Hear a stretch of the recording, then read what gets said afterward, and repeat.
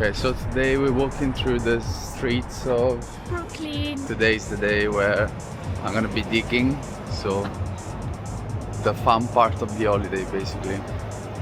But first thing first, we're gonna stop at this bakery for some brekkie.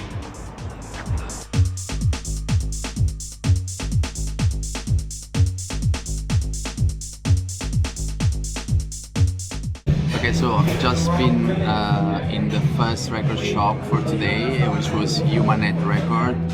It was a highly rated record shop, which many friends recommended, so I was really having high expectation on this one, and honestly, I think the record shop meet them. You have like lots of different releases, genres. It goes from reggae to more electronic, jazz, R&B, and of course dance music, house music. So I can say that you can kind of find everything you're looking for, pretty much, any genre, pretty much. Also, like, they have like very cheap options, so it starts at like $2. They have like the $2 section, the $5 section, and then you can move on into more expensive bits. So of course I started from the $2, just browsing really quickly and listening really quickly for, you know, any hidden gems or forgotten gems, and I honestly found some good stuff there. Then I moved into the $5 section, and the quality really went up a notch there. I think it's the section where I found the most record, and also like the condition were pretty much always good. And then I moved into the more expensive section, where prices were ranging from like the lowest being $8 to the highest I found was like $40. So still like very affordable, and the quality was really good. I found also like lots of new releases or pretty recent releases, and in very VG Plus or near mint condition. Even though they say that their record shop is just second hands, I think you can still find like some quite fresh releases. Like I found some from October 2025 for instance. So yeah, pretty much like very good impression from this record shop, and it was also like a really busy record shop, to be fair, like lots of people digging or just passing by visiting. So really good experience so far. I bought 9 records in total. I spent like 2 hours and a half digging and $55, something like that. So honestly, I would say a bargain. And now, friends, we're having lunch. And now it's time for pizza. It's of the Roberta's Pizza, which is apparently like an institution here, and they do like Napolitan style, like Italian style pizza.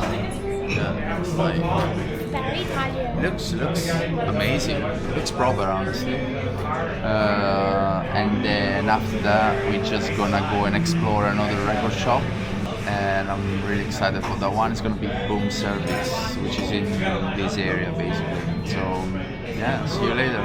Just came out from the second record shop, which was Boom Service Record, and I'm honestly blown away by the quality of the selection they have, and also the way the records are so clean, very good condition, like amazing condition, honestly.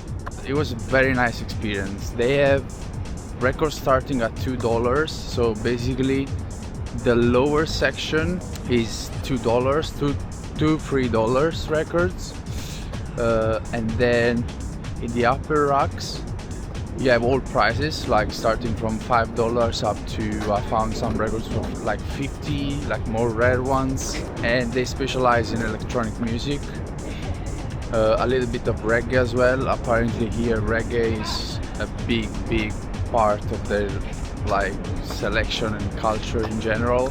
I didn't have a lot of time to be there, and I only managed to buy 3 records in like 30 minutes. I'm sure if I stayed more I would have found way more records. and totally I spent like $26, and yeah, hopefully I'll manage to go back again there. Really good record shop, like 10 out of 10. So let's see how the next one are gonna be. Today is a beautiful day in New York City, and I think it's a perfect day for record digging. So I got my espresso, and without further ado, I'm going to the first record shop, which is Academy Records.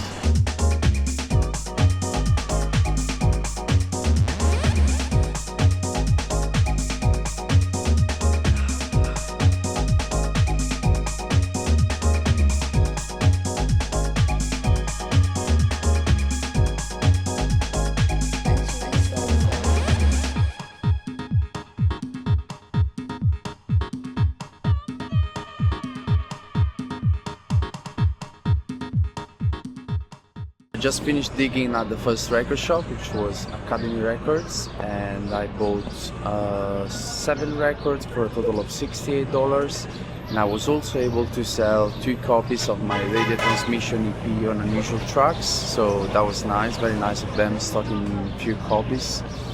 And yeah, overall it was a positive morning. I spent like 2 hours, went through a lot of records. I would say the record shop mainly is based on more like rock, indie, but they still have like an extensive section of dance music, house, electro, disco, progressive. They also had like a lot of Chicago house, deep house, Detroit. So yeah, you can still find a lot of good music if you're looking for house music in general, I would say. They also seem like really taking care of the record they're selling, because all of them were cleaned and in a polyester outer sleeve, so that's very nice. And yeah, overall very positive review on this one. Something else I forgot to mention about Academy Records is that they do have 2 listening stations. So basically you can just pick the records you want to listen to them, and I was lucky enough that the record shop wasn't that busy this morning, so I managed to listen to all the records I wanted to without having to wait too much. They do also have notes and post-it on each records with some more details and information about the genre or the artist. So I thought that was really nice, because especially when you do have a lot of records to dig through, it's good to have a little bit of context sometime or some more information. And it also demonstrates that they really know what they're selling. They really listen through the records that they are selling. So yeah, that was a very positive note. Okay, so I just had lunch, some mac and cheese, very nice, from Smack. And now I'm going to the second record shop, which is Manhattan 45. So let's go. I just left Manhattan 45 and I bought 3 records for $68. So honestly quite pricey, but reason being is because the record shop has only new releases, all of them in mint condition or near mint, but yeah, definitely worth checking out. Also because their selection is great. They only have like house, techno, disco, tech house, so very dance music focused record shop. I checked out quite a bit of records, but I only bought the ones that are vinyl only. I also found some older records which are available on digital as well, so I just saved up in my Bandcamp wish list and I'll buy them when I go back to London. And yeah, basically you're paying $2, which is the difference, which I think is kind of fair for the usage of turntables, needles, records. $2 is quite fair. And also, like, this membership card, you can use it anytime you go back. So yeah, I think it's a good system overall. Now I'm at the third record shop for today, which is A1 Records, so let's go. just finished digging at the last record shop for the day, which was A1 Records, and I found 3 new records to add to my collection, and I also managed to sell 2 copies of Unusual Tracks. That was nice. The guy said that the buyer for dance music wasn't available today, it was just gonna be available on Sunday, but he still decided to listen to the tracks and buy 2 records. That was very nice of them. So overall, the record itself has a lot of genres, like you can find almost anything from rock, pop, indie, 60s, 70s, 80s, 90s, tech house, pretty much they have everything. I'm not gonna lie, I kinda struggled finding what I was looking for. Even though I spent 2 hours and a half in there, I only found 3 records. They have a cheaper section just underneath with 2 and 3 pound records, and then they have lots more different categories: Chicago House, Detroit, divided by labels, like the most influential label like Cuttings, King Street, by artists like Maserat Works. They do have a lot of records, but yeah, shame I didn't find much. Anyway, at the end I spent like just under $20, which was pretty good. And yeah, this is it for today. I think that was the last record shop for my holiday here in New York City. So yeah, I'll update you to the next destination. Ciao.